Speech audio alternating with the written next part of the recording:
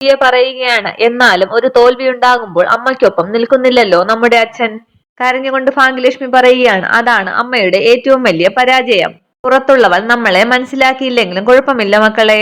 വീടിനകത്തുള്ളവർ നമ്മളെ തിരിച്ചറിഞ്ഞില്ലെങ്കിൽ ഓരോ ദിവസവും മുന്നോട്ട് പോകാൻ വലിയ പാടാണ്. നിങ്ങളൊക്കെ ഒരു കര പറ്റിയിട്ട് ഇവിടെ നിന്ന് എനിക്ക് പടിയിറങ്ങി പോണം. ഏതെങ്കിലും ഒരു അനാഥാലയത്തിലേക്ക്. കണ്ണീർ തുടച്ചുകൊണ്ട് ഭാഗ്യലക്ഷ്മി പറയുകയാണ്. മക്കൾ വിഷമിക്കേണ്ട. ഇന്നത്തെ ഒട്ടുമിക്ക അച്ഛനമ്മമാരുടെയും ഗതി അത് തന്നെയാണ്.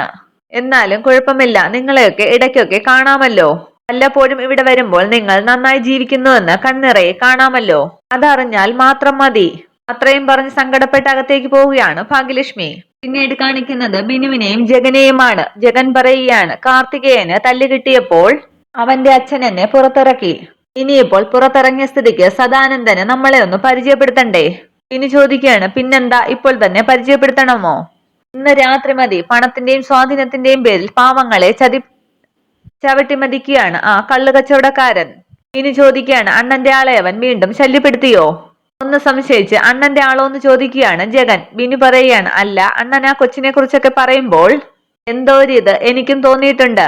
ജഗൻ പറയുകയാണ്. ഒരിതുമില്ല, സൗഹൃദം മാത്രമേ ഉള്ളൂ. തിരിവരുത്തി ബിനു പറയാണ്. സൗഹൃദമാണല്ലോ നമ്മൾ ഇങ്ങനെയൊക്കെ കറക്കി വീഴ്ത്തുന്നത്. ജഗൻ പറയുകയാണ്. ഞങ്ങൾ തമ്മിലുള്ള ബന്ധത്തിന് വേറെ കളർ നീ കൊടുക്കണ്ട. ഓ ഇല്ലേന്ന് പറയുകയാണ് ബിനു. ദിയയുടെ അമ്മ ഒരു സത്യസന്ധയായ വില്ലേജ് ഓഫീസറാണ്. അവർ സസ്പെൻഷനിലായി. മനഃപൂർവ്വം അവരെ കുടുക്കിയതാണ് എന്ന് മാത്രമല്ല, അവരിന്ന് വില്ലേജ് ഓഫീസിന്റെ പടിയിറങ്ങിയപ്പോൾ സദാനന്ദന്റെ വക വേണ്ടാത്ത ചില സംസാരങ്ങൾ ഉണ്ടായി. ജോലി കളയിച്ചിട്ട് അത് ആസ്വദിക്കാൻ ചെന്നതാണ് അവൻ. അണ്ണ, എന്നാൽ പിന്നെ നമുക്ക് അവനെ അങ്ങ് ആസ്വദിപ്പിക്കാം. ആരുടെയും മുൻപിൽ തലകുനിക്കാത്തവരാണ് ദിയയും അവരുടെ അമ്മയും. അതുമാത്രം പോരല്ലോ, അവർക്ക് പിന്നിൽ കരുത്തരായ ചിലരുണ്ടെന്ന് ജോലി കളയിച്ചവനെ അറിയിക്കണ്ടേ? പറയുകയാണ്. പുതുതായിട്ട് ഇറക്കിയ ഒരു വാളരിപ്പുണ്ട്, അരയ്ക്ക് താഴെ അങ്ങ് അരിയട്ടെ. അതൊക്കെ ഞാൻ പറയാം. അണ്ണ വീട് കയറി തല്ലണോ? അതെ, അതൊക്കെ ഞാൻ ചെയ്തോളാം.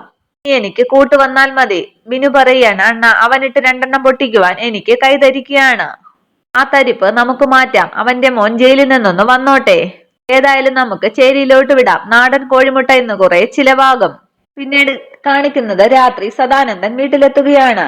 അകത്തേക്ക് കയറാൻ നോക്കിയ സദാനന്ദൻ ഒന്ന് തിരിഞ്ഞു നോക്കുമ്പോൾ ഹെൽമെറ്റ് ഇട്ട് നിൽക്കുന്ന ജഗനെയാണ് കാണുന്നത്. ജഗൻ അടുത്തേക്ക് വരുമ്പോൾ സദാനന്ദൻ ചോദിക്കുകയാണ്. ആരെടാ നീ? അന്നേരം സദാനന്ദനെ ചവിട്ടുകയാണ് ജഗൻ. അന്നേരം ഡ്രൈവറും ഇറങ്ങി വരികയാണ്. ഡ്രൈവറെയും ജഗൻ അടിച്ചു വീഴ്ത്തുന്നു. സദാനന്ദൻ ഓടി അകത്തേക്ക് കയറാൻ ശ്രമിക്കുമ്പോൾ വീണ്ടും സദാനന്ദനെ പിടിച്ച് തല്ലുകയാണ് ജഗൻ. ബഹളമൊക്കെ കേട്ട് ചന്ദ്രിക വാതിൽ തുറന്ന് പുറത്തേക്ക് ഇറങ്ങി വരികയാണ്. ഇതേസമയം സദാനന്ദന്റെ കൈ തല്ലി ഓടിക്കുകയാണ് ജഗൻ. പെട്ടെന്ന് ചന്ദ്രിക ഓടി വന്ന് സദാനന്ദനെ പിടിച്ചെഴുന്നേൽപ്പിക്കുകയാണ്. ആരാ സദേട്ടാ എന്നൊക്കെ ചന്ദ്രിക ചോദിക്കുന്നുണ്ട്. അന്നേരം പിന്മാറുകയാണ് ജഗൻ. അതേസമയം പുറത്ത് ജഗനെ കാത്തു നിൽക്കുകയാണ് ബിനു. എന്താ എണ്ണ, പഞ്ഞി കിട്ടോ? ആമ്പിൾ കൊടുത്തു. ഏതായാലും ഇനി അവന്റെ ഇടത് കൈ ആർക്കും നേരെ കുറച്ചു ദിവസത്തേക്ക് പൊങ്ങില്ല. അവൻ സ്ത്രീകളുടെ നേരെ കൈ ചൂണ്ടി സംസാരിക്കുകയും ഇല്ല. അവന് കഴിയില്ല എന്നും പറഞ്ഞ് ബൈക്കിലേക്ക് കയറുകയാണ് ജഗൻ. ബിനു പറയുകയാണ്. അല്ലെണ്ണ, നാട്ടിലെ പ്രമാണിയാണ്. ജയിലിലേക്ക് പോകേണ്ടി വരുമോ? ഒരിക്കലും ഇല്ലടാ. അവന്റെ മോൻ ജയിലിൽ കിടക്കുന്നിടത്തോളം കാലം അവൻ എന്നെ കോടതി കയറ്റില്ല, ജയിലിലേക്ക് പറഞ്ഞു വിടില്ല. നീ കയറു എന്ന് പറഞ്ഞ് രണ്ടുപേരും വണ്ടിയെടുത്ത് പോവുകയാണ്. പിന്നീട് കാണിക്കുന്നത് ഹോസ്പിറ്റലിൽ കിടക്കുന്ന സദാനന്ദനെയാണ്. ചന്ദ്രിക ചോദിക്കുകയാണ്. ഇപ്പോ വേദനയുണ്ടോ ചേട്ടാ? ഇല്ല, നല്ല സുഖമാണ്. ഇവിടെ നിന്ന് ഞാനൊന്ന് എഴുന്നേൽക്കട്ടെ, എന്നിട്ട് നിന്റെ കൈയും കാലും ഞാൻ തല്ലിയൊടിക്കും. അപ്പൊ നിനക്ക് മനസ്സിലാകും സുഖമാണോ വേദനയാണോ എന്ന്. അനുഭവിച്ചറിയേണ്ടത് അങ്ങനെ തന്നെ അറിയണം. ചന്ദ്രിക ചോദിക്കുകയാണ്. അതിന് എന്നോടെന്തിനാ ചൂടാവുന്നത്? ഇതൊക്കെ സംഭവിക്കുമെന്ന് നാഴികയ്ക്ക് 40 വട്ടം ഞാൻ പറഞ്ഞിട്ടുള്ളതല്ലേ. ഒരുത്തനാണെങ്കിൽ പുറത്തുനിന്ന് തല്ല് കിട്ടിയിട്ട് അകത്തേക്ക് പോയപ്പോൾ അവിടെ നിന്നും കിട്ടി തല്ല്. ഇപ്പോ സദേട്ടനെയാണെങ്കിൽ ഒരുത്തൻ വീട് കയറി തല്ലിയിരിക്കുന്നു. അത്രയ്ക്ക് ധൈര്യമുള്ളവർ നിസ്സാരക്കാർ ആയിരിക്കില്ലല്ലോ. ദേഷ്യപ്പെട്ട് സദാനന്ദൻ പറയുകയാണ്. തല്ലിയത് ആരാണെന്നൊക്കെ എനിക്കറിയാം. ആർക്കും പണം കൊടുത്താൽ അവര് തല്ലും. ഇതിനൊക്കെ കാരണക്കാരി അവളാണ്, സസ്പെൻഷനിലായ വില്ലേജ് ഓഫീസർ. ചന്ദ്രിക ചോദിക്കുകയാണ്. അവരോട് ചെയ്യാവുന്ന ദ്രോഹങ്ങളൊക്കെ ചെയ്തില്ലേ? അമ്മയ്ക്കും മക്കൾക്കും വെളിയിലിറങ്ങി നടക്കാൻ പറ്റാത്ത രീതിയിൽ ആക്കിയില്ലേ? എന്നിട്ടും കലിയടങ്ങാത്തത് കഷ്ടമാണ് സദേട്ടാ. നിന്റെ കാല് വയ്യ, അല്ലെങ്കിൽ നിന്നെ ഞാൻ തൊഴിച്ച് വെളിയിലാക്കിയണേ. ഒരുത്തൻ സുഖമില്ലാതെ കിടക്കുമ്പോൾ അവനെ വാക്കുകൾ കൊണ്ട് കുത്തുകയാണ്. എന്നാൽ കഴിഞ്ഞ 10-20 വർഷക്കാലമായിട്ട് കൊടുത്തിട്ടേയുള്ളൂ, കൊണ്ടിട്ടില്ല. ഇപ്പോഴത്തെ നിലയിൽ സദാനന്ദന് തല്ലുകൊള്ളുന്നത് വലിയ ക്ഷീണമാണ്. നാലാൾ അറിഞ്ഞാൽ നാണക്കേട് തന്നെയാണ്. അതുകൊണ്ട് കൊട്ടിഘോഷിക്കേണ്ട. ചന്ദ്രിക പറയുകയാണ്, ഞാൻ പറഞ്ഞില്ലെങ്കിലും അറിയേണ്ടവരൊക്കെ അറിയും. സതേട്ടനെ ഇങ്ങോട്ട് കൊണ്ടുവരുന്നവർ കണ്ടവരുണ്ട്. കണ്ടില്ലെങ്കിലും നീ വിളംബരം ചെയ്യുമല്ലോ. എരണം കെട്ട ഒരുത്തി കൂടെയുണ്ടെങ്കിൽ ഇതല്ല ഇതിനപ്പുറവും സംഭവിക്കും. പിന്നീട് കാണിക്കുന്നത് ദിയയെ കാണാൻ വരുന്ന ജഗനെയാണ്. ചോദിക്കുകയാണ്, എന്തിനാ അത്യാവശ്യമായിട്ട് കാണണമെന്ന് പറഞ്ഞത്? എന്തെങ്കിലും വാർത്ത കേട്ടായിരുന്നോ? ഇല്ല. അന്നേരം ജഗൻ പറയുകയാണ്, ഇന്നത്തെ പത്രങ്ങളിലൊക്കെ തലക്കെട്ടോടു കൂടിയാണല്ലോ വാർത്ത വന്നിരിക്കുന്നത്. ദിയയുടെ അമ്മയുടെ വാർത്ത വന്നിരിക്കുന്നത്. ഓ അതോ, ശ്രീകുമാർ കൊലക്കേസുമായി ബന്ധപ്പെട്ട് വാർത്തകളൊക്കെ വന്നിരുന്നല്ലോ. അതുകൊണ്ടാണ് ഒരു വീഴ്ച ഉണ്ടായപ്പോൾ പത്രങ്ങളൊക്കെ അതെടുത്ത് ആഘോഷിച്ചത്. ഇവിടെ എന്ത് നല്ല കാര്യം ചെയ്താലും അതിനെ വിമർശിക്കുന്ന ചില പത്രങ്ങളുണ്ട്. അവരാണ് തലക്കെട്ടോടുകൂടി വാർത്ത എഴുതി പിടിപ്പിച്ചത്. ജഗൻ പറയുകയാണ്, അങ്ങനെയാണെങ്കിൽ നാളത്തെ പത്രത്തിൽ ചെറിയൊരു വാർത്ത വരാൻ സാധ്യതയുണ്ട്. ഇന്നലെ അർദ്ധരാത്രി നടന്ന സംഭവമായതുകൊണ്ടാണ് ഇന്നത്തെ പത്രത്തിൽ അത് വരാതിരുന്നത്. എന്താ ഏട്ടാന്ന് ചോദിക്കുകയാണ് ദിയ. അവന്റെ കൈയും കാലും ഞാൻ തല്ലിയൊടിച്ചു സദാനന്ദന്റെ. സന്തോഷിക്കുമ്പോൾ ജഗൻ ചോദിക്കുകയാണ്, എന്താ അതുപോലെ, അതോ തളർത്തി കിടത്തണമായിരുന്നോ? ഇന്നലെ ഞാൻ വന്ന് വിഷമത്തോടു കൂടി സംസാരിച്ചപ്പോൾ രാത്രി തന്നെ ഇങ്ങനെ ഒരു അടി കൊടുക്കുമെന്ന് പ്രതീക്ഷിച്ചില്ല. സ്നേഹിക്കുന്നവർക്ക് എന്തെങ്കിലും ഒരു വേദന ഉണ്ടായാൽ ഞാൻ പിന്നെ ചിന്തിച്ച് സമയം കളയില്ല. അവരുടെ ഭാഗത്ത് ന്യായമുണ്ടെങ്കിൽ അതിന് വേണ്ട പരിഹാരം ചെയ്യും. അമ്പലത്തിൽ പോയിട്ട് ഇന്നയാൾ നശിക്കണമേ എന്ന് ഞാൻ പ്രാർത്ഥിക്കാറില്ല.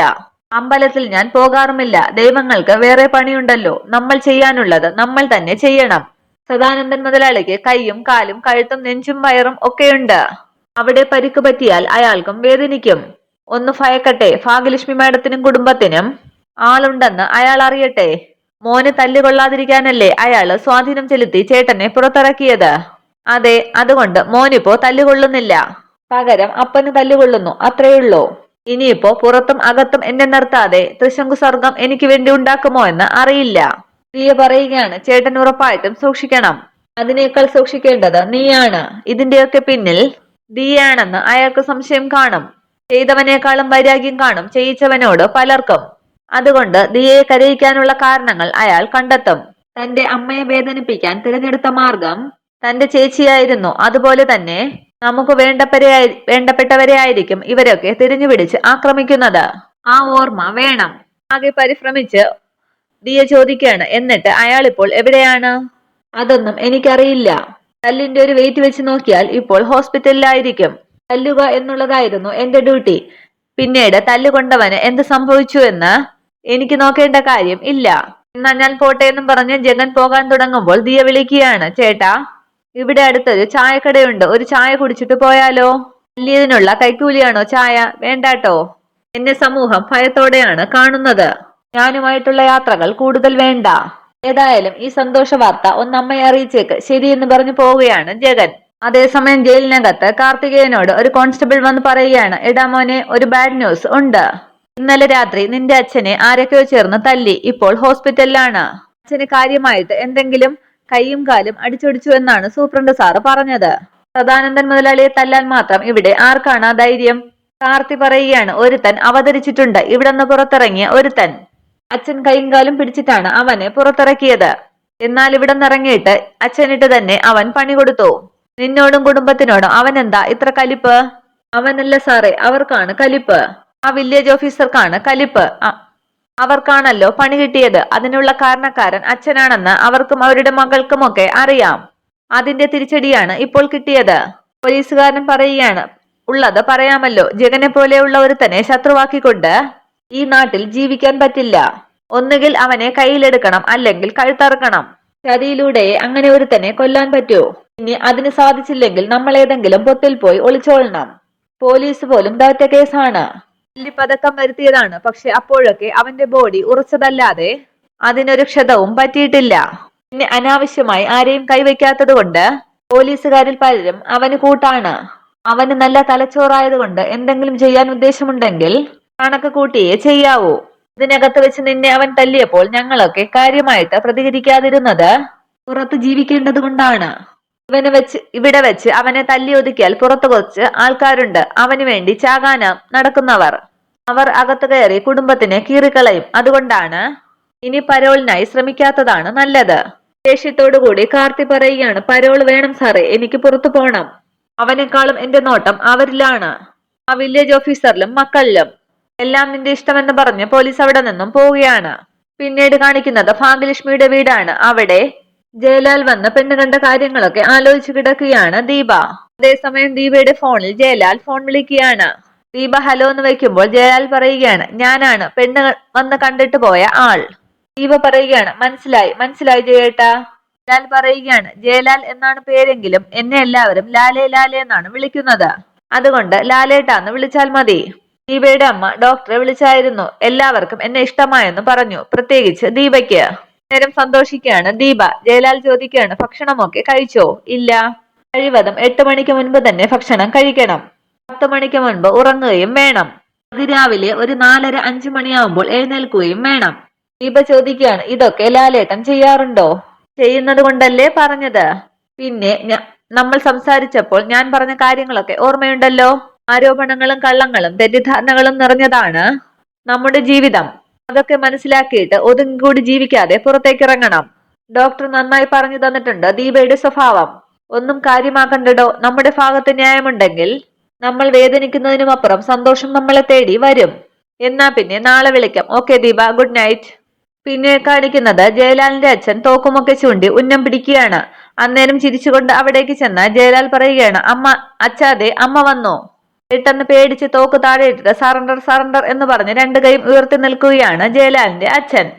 ഇത് കണ്ടു നിന്ന് പൊട്ടിച്ചിരിക്കുകയാണ് ജയലാൽ. ഇത്രയുമാണ് ഇന്നത്തെ എപ്പിസോഡ് വിശേഷങ്ങൾ. Okay, thank you.